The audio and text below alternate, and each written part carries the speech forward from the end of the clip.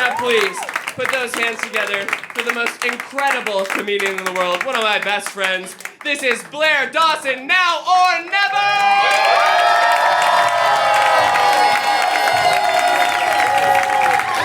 Guys, I'm so happy to have you here. How are we doing? Yay! Oh, amazing. Guys, I've had the worst year of my life. Make some noise! Make some noise if you've ever been through heartbreak. Okay, sounds like everyone. Okay, so we're gonna laugh at these jokes. We're gonna have a good time, and we're gonna relate to my material about heartbreak. Oh my God! We're gonna have so much fun. Guys, this has been the worst year of my life. Over a period of 3 months, my boyfriend of 2 years broke up with me suddenly as we were beginning to talk about marriage, moving in together, the big things. And then right after that, I lost my job. And then right after that, someone totaled my car. Right after that, my dad was in and out of the hospital. And then right after that, someone fell on my head rock climbing. Honestly, this type of grief that I experienced through this breakup, I didn't know it was physically possible to feel that way from an emotional event. I went through so much physical pain from this breakup that I learned I have an anxious gag reflex. Anytime someone started asking me about what would happen, I would start dry heaving. And at one point, I did vomit in the street!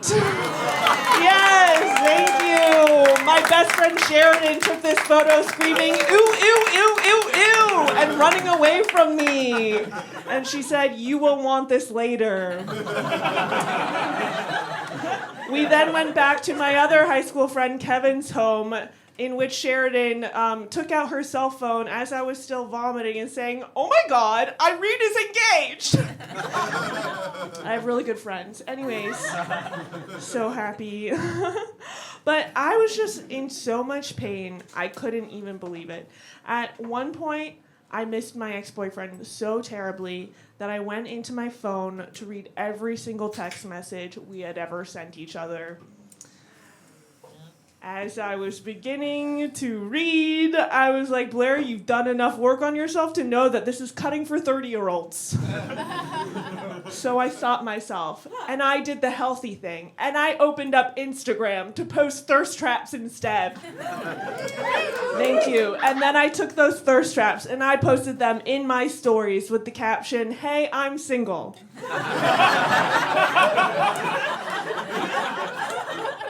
Drop into the DMs in 6 months to a year once I've processed heartbreak.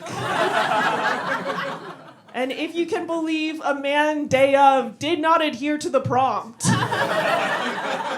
A man day of my thirst trap drop, he messaged me saying, "You know, Blair, I'm not single, but planting the seed now for later."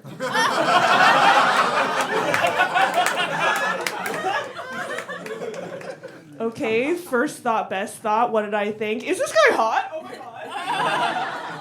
I go to this man's page, he looks like James Corden. Next question. I then look at his Instagram page. His first 3 posts are of him and his girlfriend tagged.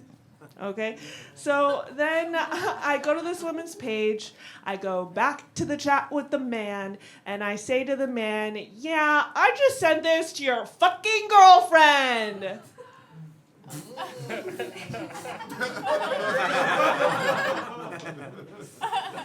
I don't have it in me, but he'll never know that.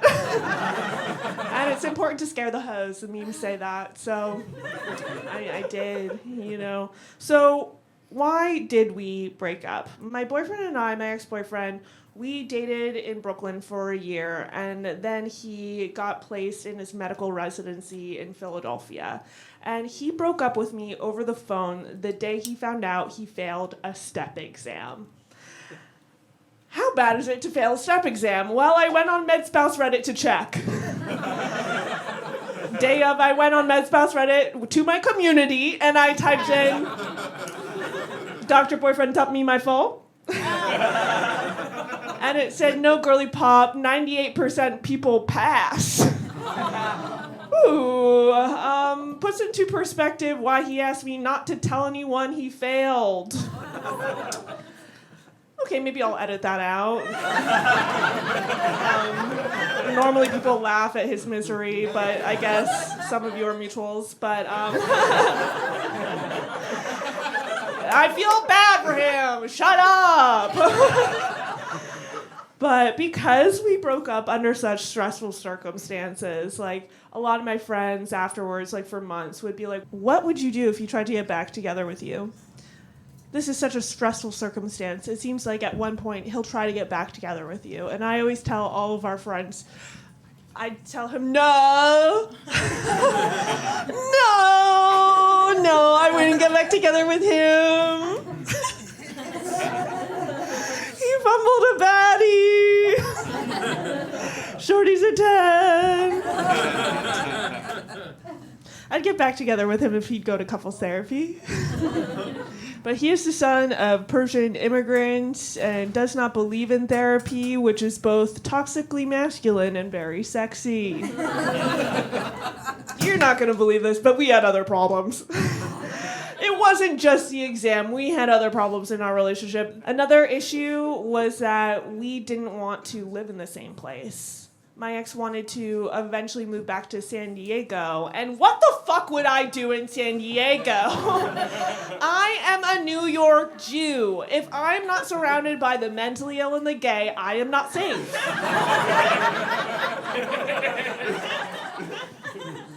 I'd never experienced grief like this in my entire life, and when you experience grief and it's not about a dead person, it feels like stolen valor. But grief is not just for dead people, okay? Grief is also for late bloomers that experience their first serious breakup at 31. I'm a problem solver. I am reading these blogs on how to overcome grief, and I feel deeply excluded. They're not about me. And I would personally love to go to a grief support group, but luckily I have enough self-awareness not to go. Because I just imagine a scenario where a man is sharing a harrowing story of losing his wife of 50 plus years suddenly to lung cancer, and then I go and say, yeah, my ex and I weren't on the same page. So we're kind of the same. It's so good to be in community. So in order to deal with this pain of this breakup, I developed many coping mechanisms, and the big one was rock climbing. Honestly, rock climbing has really been a source of reprieve this past year. It's held me down, and you just can't be sad if you have a six-pack, and that's science. Yeah. Okay, whoop. Guys on the audio, you're not going to hear this on the album, but I just gave everyone a peek of my abs, and that's important to record. Yeah. But wow, I got really good at rock climbing, and I would say there was a period, like the 6 months after my breakup, I was going like 4 or 5 times a week. And I was accelerating, okay? I was going up real fast in the levels, and I was going bouldering, then rope climbing, and then lead climbing. Rope climbing and lead climbing. Lead climbing is where you clip into the wall as you go, as opposed to top rope, where your body weight is being hoisted by the rope from above. And I was taking this lead certification course, because it's very dangerous. And me and my climbing partner, we were practicing our falls, and there was a miscommunication about where he was supposed to fall. He's 100 pounds heavier than me. He fell too early. There was a lot of slack in the rope, and his ass immediately ate my head. We collided. He fell on top of my head. And I was the only woman in this class, and I immediately sensed the gender dynamics at play. I was like, Blair, if you do not walk this off right now, this man will threaten to walk you home. So I then gathered myself and I started talking like a sim. Blair, are you okay? Yeah, who, me? Good. I'm chill. Good. Never pain. Never pain in my life. Never pain in my life. I am good, cool girl. So good. Thank you for asking. An hour goes by and my vision begins to cut out. Uh-oh. So then what I do is I mosey my way over to the front desk of the rock climbing gym on Sunday, the busiest day at the rock climbing gym, and I say to the teenager, hey, can anyone here give me a little concussion check? And he does a lot of heavy breathing, and I remember this face. And then a woman replaces him. And the woman, she then moves me to the center of the gym, the center of the mats, and everyone is staring at me. The man who fell on my head is sitting next to me threateningly. And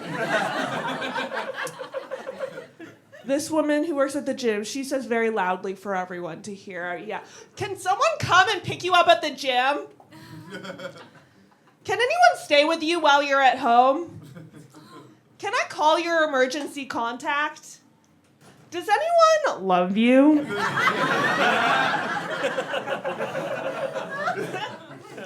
And as someone who is going through a breakup with a doctor, this was a devastating blow. The entire time I was just holding back tears, like, I want to call my boyfriend for medical advice. I'm scared. And she kept insisting on calling 911. And I've heard horror stories of people getting on an ambulance and having to pay like $1,500. And I'm like, I just lost my job. I'm not getting on a fucking ambulance. And she keeps pushing and insisting. And then she's like, okay, I called the ambulance, but you don't have to get on. EMTs are going to come. They're going to check you out, and they're going to make sure you're safe. So then 4 EMTs roll up to me in the rock climbing gym with the biggest, why did you fucking call me attitude? They give me a glance. They ask me 2 questions. They say, yeah, did you pass out? Did you vomit? And I was like, no, I didn't pass out. I didn't vomit. And they were like, walk it off. You know. And it's that type of dismissive attitude that is so pervasive in the medical community that really made me miss my doctor ex-boyfriend. So, honestly, I had so many coping mechanisms to get over this breakup, and the big one was faith, because when you have the worst year of your life, you get to believe in a cosmic plan. Yeah, I really actually, I do believe in God, and I was such a staunch atheist growing up, you could say a cunt, and I had this friend one time confide in me saying, you know, Blair, sometimes I just feel like I receive messages from the universe, and I'm like, babe, that's schizophrenia. But now, as someone who receives messages from the universe, I'm like, these schizophrenics have a direct line. I'm at this point now in my spiritual journey where I will get vulnerable and share my beliefs with people in Brooklyn. And when I do that, I see them, their eyes glaze over. I see them pulling back, and I'm like, yeah, I also know how I sound. I got a 4.0 in college, okay? I'm smart. You can't take that away from me. I'm smart, I'm smart, I'm smart. Okay, Brooklyn, is that relatable? Okay, make some noise if you believe in God. I'm alone. I'm alone on stage. And now this is the part of the story where I talk about why I have anxious attachment style. My dad's my first bad boyfriend. Woo! Yes, my dad's a jazz musician. And I needn't say more. Jazz musician really covers all you need to know. Yeah, my dad's a jazz musician, and one time on one of my birthdays, he did say to me, you know, Blair, just so you know, I never abandoned you.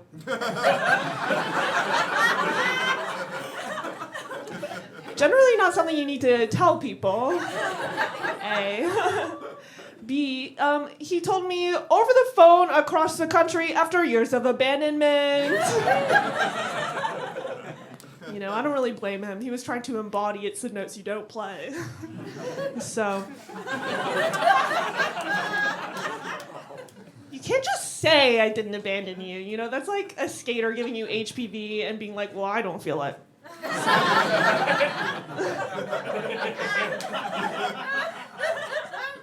Here's the thing, though. Like, I want to forgive my dad. I think I'm at the place where I've, like, absolved him of his sins, mostly because he's an old-ass fucking man. He is 84 years old. And over quarantine, I'm like, this guy's gonna kick it. Let's start a podcast. Because there's something wrong with me. Anyways, so I decided to monetize our relationship and start a podcast together. And one of our episodes was about tattoos, and I asked my 84-year-old dad, bless you, so Dad, what do you think about tattoos? And he said, well, Blair, I think you should never get a tattoo, because if you get a tattoo, no man will ever love or marry you. And I'm like, great, I guess I won't get another tattoo. I got my first tattoo at 18 on St. Mark's. It is a check mark on my ankle so I can check getting a tattoo off my bucket list. So now it just looks like I'm brand loyal to Nike. Incredible stuff. So my mom and dad, they met in the 70s. My dad's a famous jazz musician, and he had a really popular radio show. And my mom at the time was dating this guy, Miguel. And every Sunday, Miguel would be listening to my dad's radio show. And every Sunday, my mom would say to Miguel, this is the most annoying person I've ever heard in my entire life. Can we listen to literally anything else? And then she left Miguel for my dad. Pretty impressive. A guy with a sexy name like Miguel couldn't hold it down against Roger Dawson, a white jazz musician. I feel like the modern day equivalent is a Christian rapper. Got Riz for days. One time my mom told me that her relationship with my dad was like being on a roller coaster. They had a roller coaster relationship. And in defense of toxic relationships, people pay good money to ride roller coasters. My mom's a very sweet woman, but sometimes I feel like there seems to be some sort of like communication breakdown. Like she's not really hearing me. Like, to give you some examples, I just went on this charity bike ride this past June from San Francisco to LA. It was for AIDS Life Cycle, an LGBTQ charity bike ride. We end the bike ride at a pride parade. We're giving out swag. I get a hat that says mother on it. And then I come home to New York. My mom is screaming at me. She's so mad at me. She felt like excluded, like I didn't text her enough throughout the whole bike ride. And she sees the hat on my luggage and she goes, really, Blair, what do you know about being a mother? What would you even know? Growing up, I used to always sing that Jim Jones song that was like, we fly high, no lie, you know this. And anytime I would sing that in front of my mom would get irate. She'd be like, that is disgusting. That is disgusting. Don't say that word in my house. And I'm like, what do you think bawling means? I asked her, and she got very quiet and shy. And she told me, well, Blair, it means going balls deep.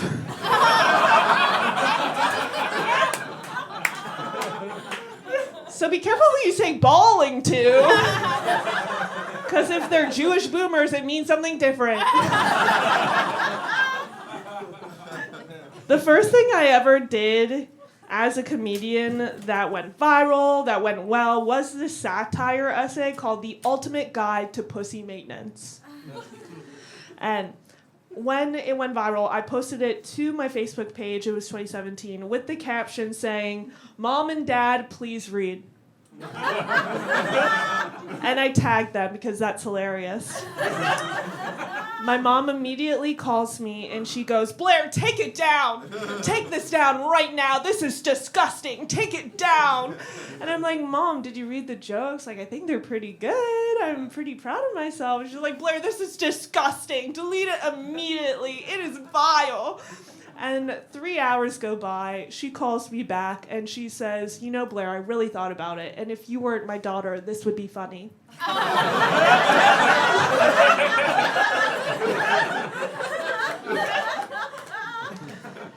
Yeah. So I'm dating again, what? Who, me on the market? That's crazy. So I'm putting myself back out there. I'm at the point where it's humiliating if I don't move on. Woohoo! And so I am getting inundated with dating advice. One piece of advice that I keep on hearing, I keep receiving is, Blair, you have to live your best life on your own.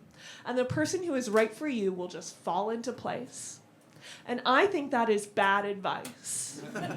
Because I want to be a mom, and that is a group project. I feel like by that logic, I should go home from this comedy show and make a bento box lunch for a toddler that does not exist. And my dream guy is at McCarran Park playing catch by himself.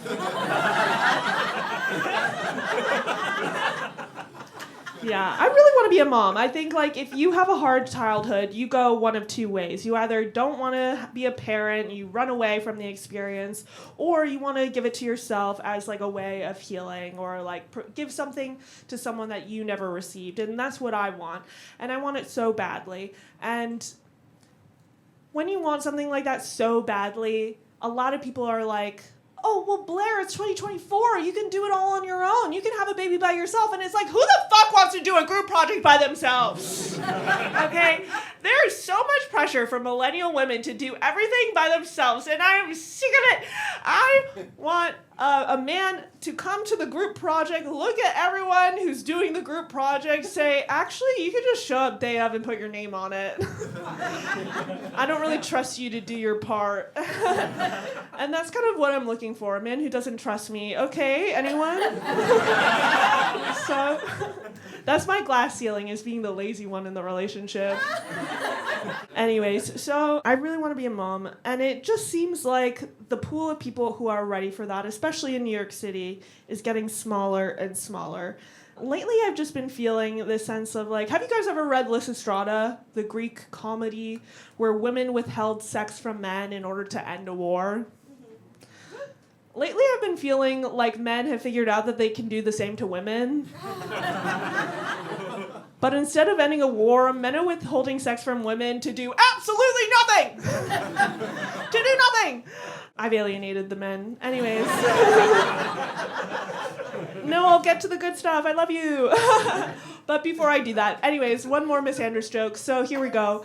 I can't stand the infantilization of just Americans, period, but specifically boys and men. Right now there's this phenomenon happening in public schools where people are holding boys back in order for them to be more mature so that they can get better grades and be more competitive. And I'm like, great, girls will be learning long division next to boys that can be legally drafted. All right, guys, you don't like my misandry material. And that's fine. No, ultimately, though, here's what my genuine belief. If you're dating, you can't be cynical about the opposite sex. You're never going to find someone if you're cynical. And I genuinely, to my core, believe that. So to fight my own cynicism, I have to look for little moments of progress where I wouldn't anticipate it. And recently, I was so charmed by this man at a gambling bar. Because a fight broke out at closing because he refused to leave because a WNBA game was on. Yes. Woohoo! Security, they had to drag him out, and he began to cry. You're not going to stop me from watching my fucking girls! So I've realized that the greatest allies to women athletes are men with gambling problems. And that's the hope we need to see. And now this is the part of the story where I say how I show up in relationships. Hey, I got flaws. Hey, I'm not perfect. I'm very neurotic. And when you're a neurotic person like me, you're constantly trying to problem solve your personality. I am fundamentally an incredibly sensitive person. I am highly sensitive, and my ex-boyfriend is not. Like a doctor, you could say, markedly so. And for example, one time my ex did not reply to a good morning text of a cute baby animal. Long distance relationship. You cannot ignore the text of the baby hippo. Rule number 1 of being long distance, you respond to the good morning hippo text. And my ex was normally very responsive and, would reply in a couple of hours. But on this day, he was radio silent. And my logical conclusion was that the love of my life had fallen asleep at the wheel. The love of my life had died in a car accident. And so I had all of our friends reach out to him. I called his mom. I called the hospital. And mind you, this is all happening while I'm high on Molly. A drug where it's physically impossible to have a bad time. But nevertheless, she persisted.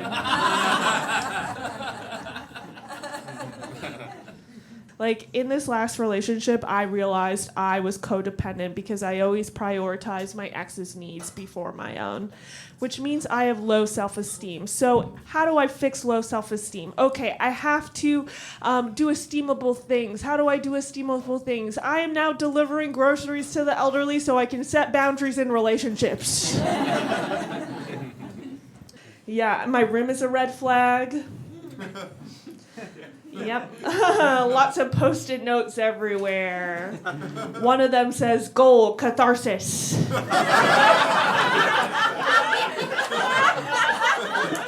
All that is on my bookshelf is Eat, Pray, Love, The New Jim Crow, and a VHS copy of a Rugrats Hanukkah.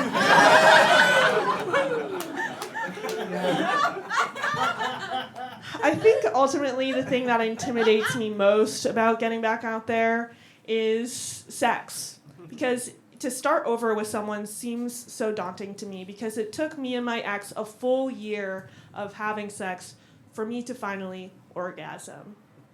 Which is really interesting because I thought I had been this whole time. I thought I'd been orgasming the entire time I was having sex as an adult. And that the orgasms I had by myself just hit different. And truly, it really is such a shame.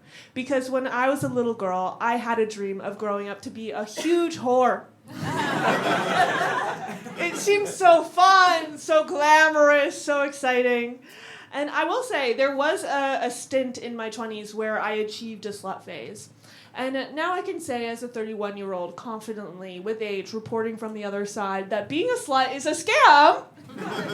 You have way more sex in a committed relationship. Being a slut is working freelance, no benefits. Always wondering, where is my next job? Being a slut is a pyramid scheme invented by the music industry. Megan Thee Stallion is lying to you! The last time I tried to have a hot girl summer, it ended with me crying while a man gave me head. Yeah, I told him, I want to be here. And he was so cool about it. Okay, not all men. Woo! Okay, Brooklyn, make some noise if you love men. And that is right. And that is the perfect amount of right. Well, guys, that is the end of the jokes part. Okay, but I'm special, so I'm going to give you a lesson at the end. My lesson that I learned from this whole experience is that even though I loved this person so much that I would have moved to San Diego for him, disgusting, I'm ultimately very grateful for this relationship, even though it ended, and for the ending itself, because this brought a transformation and helped me align with my most authentic self. Disgusting. You could even say this is the most actualized I've ever been. I've never been more myself, and I wouldn't have been able to get here without that breakup. And I guess you could say that's balling. Okay, cue the music!